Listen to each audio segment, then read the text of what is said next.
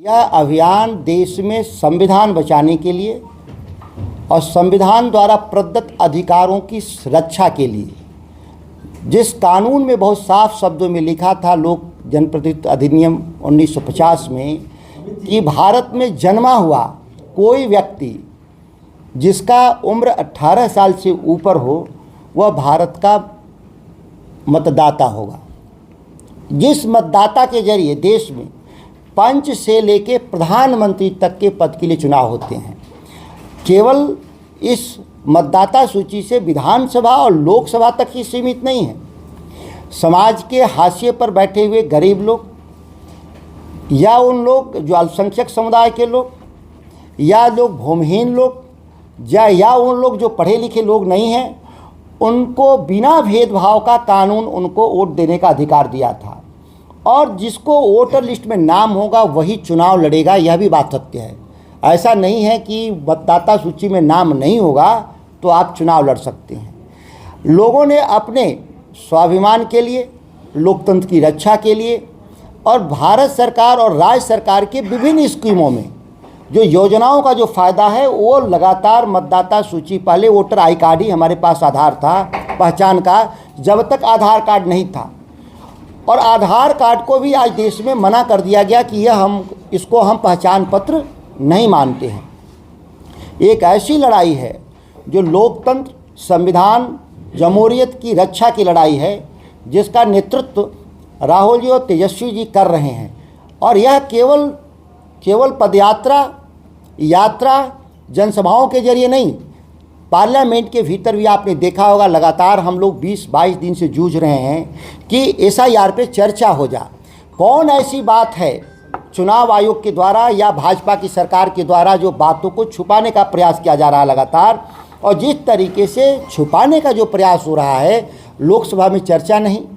जब सांसदों ने मार्च किया चुनाव आयोग के दफ्तर तक जाने के लिए तो दिल्ली पुलिस से गिरफ्तार कराकर सांसदों को थाने में बैठा दिया गया। माननीय उच्चतम न्यायालय के पास जब गए तो चुनाव आयोग के द्वारा चुनौती दिया गया कि हम कोई भी आपके आदेश को नहीं मानेंगे, ना हम कटे हुए लोगों का लिस्ट या सार्वजनिक करेंगे, ना ही हम आधार कार्ड को मानेंगे।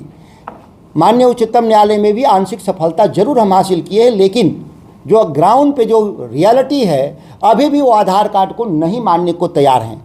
जो हमारी जानकारी है पूरी सत्यापित तरीके से दावे के साथ हम लोग कर रहे हैं। और इसके बाद भी जिन लोगों ने दस्तावेज दिया है उन लोगों को भी नॉट रिकमेंडेड की श्रेणी में डाल दिया लोगों ने। जाहिर है जो 65 लाख जो प्रथम चरण में वोट कटे हैं, इसके बाद भी लगभग ये लोग 80-85 लाख और नए मतदाता का भी नाम मतदाता सूची में हटाने का षड्यंत्र चुनाव आयोग कर रखा है। और जब भी हम मीडिया के जरिए, सभाओं के जरिए, संसद के जरिए जब भी हम सवाल कर रहे हैं चुनाव आयोग से, तो उसका जवाब भारतीय जनता पार्टी के दफ्तर से भाजपा के प्रधानमंत्री और उनके मंत्रियों के द्वारा उसके जवाब दिए जा रहे हैं। जाहिर है कि दोनों के भीतर आपसी जो मिलीभगत है वह लोकतंत्र का भारत के भीतर अपहरण करना चाहते हैं और एक ऐसे प्रतिबद्ध सरकार या मतदाता सूची तैयार करना चाहते हैं जिसमें लोकतंत्र की मूल भावना समाप्त हो जाएगा।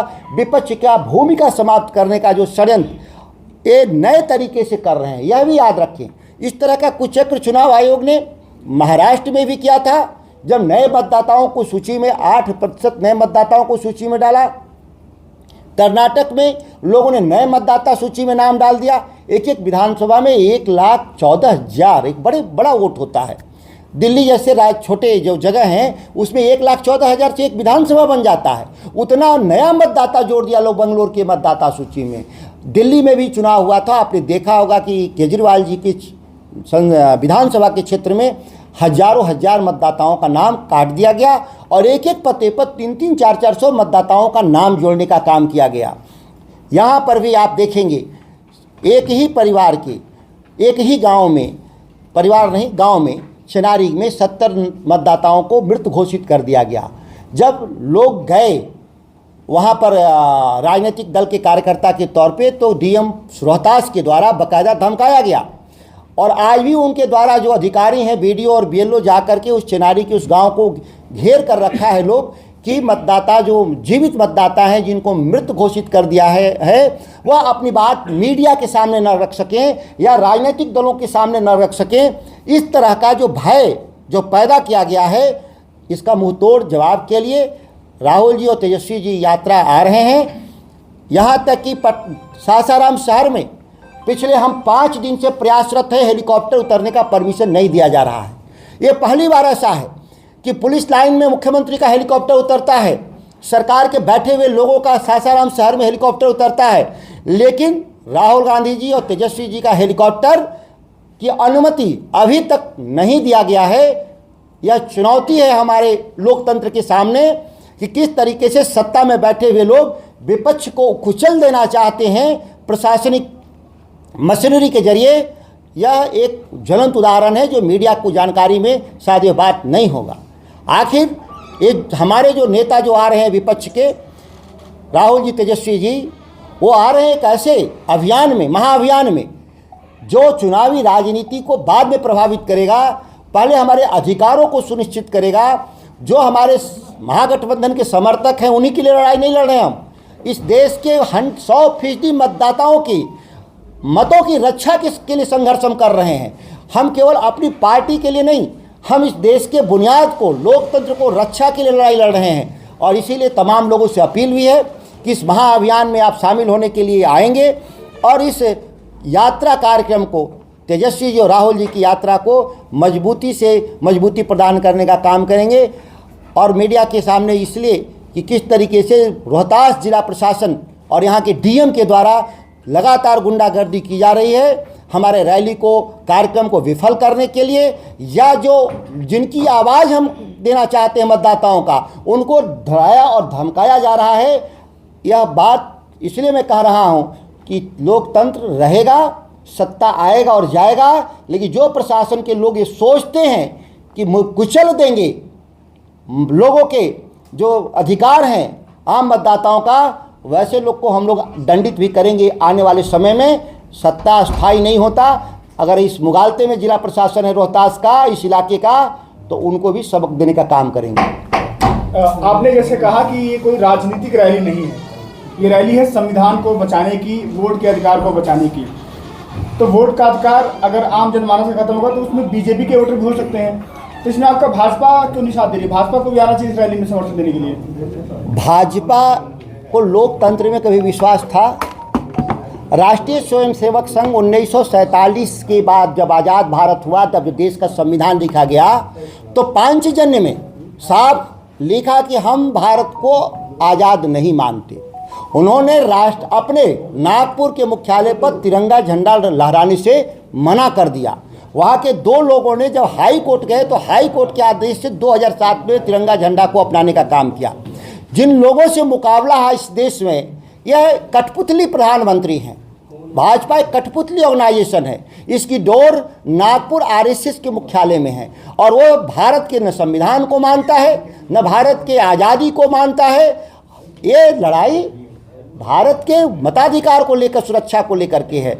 उसमें आरएसएस और भाजपा समर्थित लोग नहीं चाहते, इसीलिए उस आंदोलन में शरीक होने की उम्मीद हम नहीं रखते हैं। सर, जिला प्रशासन जो आप लोगों को परमिशन नहीं दी, तो क्या सासाराम विधानसभा क्षेत्र में यानी जिला मुख्यालय में राहुल जी की कार्यक्रम नहीं होगी?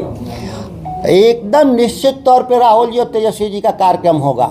जिला प्रशासन अगर अनुमति नहीं दिया तो रोड मार्च होगा दोनों नेता का। सासाराम शहर से हम गुजरेंगे, लेकिन यहाँ के लोगों से मिलकर ही जाएंगे दोनों नेता। ये हम लोग विश्वास दिलाते हैं।